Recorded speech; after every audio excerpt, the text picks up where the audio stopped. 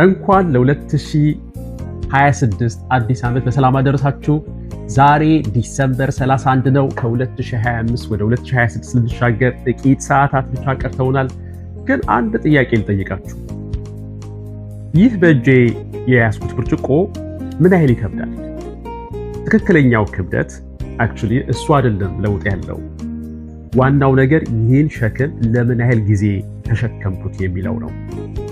ይህ ውሃ እንደምታዩት የ2025 ጭንቀት፣ ሐዘን እና ውድቀት ቢሆን ለአንድ ቀን ቢይዘው ምንም ችግር የለውም። ግን ለአንድ ዓመት ሙሉ ይዤው ከዞርኩ ክንዴን ያመኛል፣ እጄ ይዝላል፣ አቅሜን ይጨርሰዋል። የኛ ችግር ምንድነው? የ2025ን ችግር ሳናወርድ የ2026ን በረከትና ተስፋ ለመቀበል መሞከራችን ነው። እጃችሁ በትላንት ስብራት ከተሞላ የነገን ተስፋ ለመቀበል ክፍት ቦታ የላችሁም። ስለዚህ ወደ አዲሱ ዓመት ስትሻገሩ መፍትሄው ጠንካራ መሆን ብቻ አይደለም። መፍትሄው ምን እንደሆነ ነግራችኋለሁ።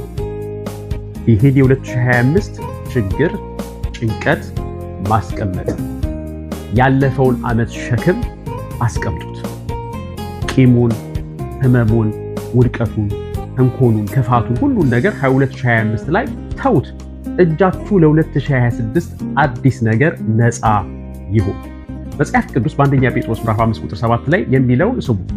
እርሱ ስለ እናንተ ያስባልና የሚያስጨንቃችሁን ሁሉ በእርሱ ላይ ምን በሉት? ጣሉት ይላል። ጣሉት ነው የሚለው።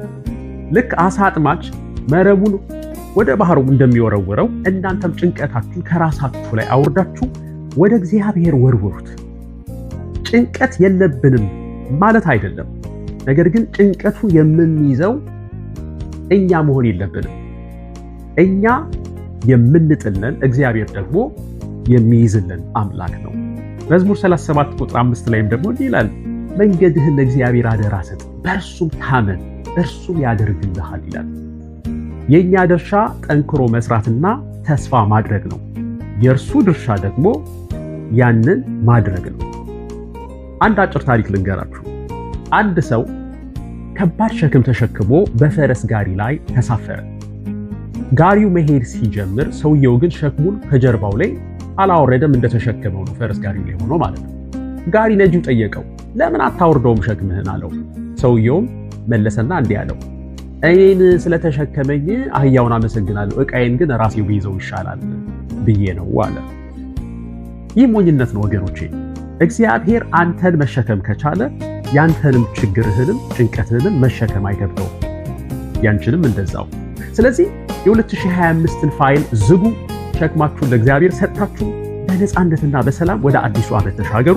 መልካም አዲስ ዓመት። ስሜ ዘካሪያስ ወይም ዛካዴሞ እባላለሁ። እኔ በዋሽንግተን ስቴት ፈቃድ ያለው የአእምሮ ጤና አማካሪ ነኝ።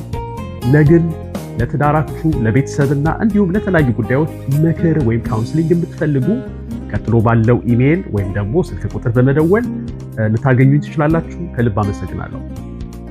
መልካም አዲስ ዓመት።